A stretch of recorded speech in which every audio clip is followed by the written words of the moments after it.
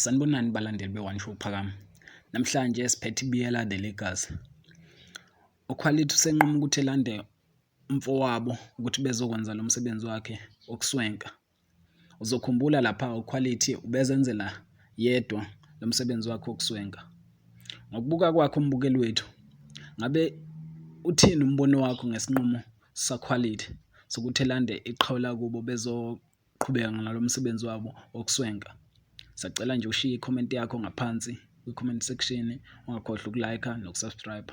Ngiyabonga.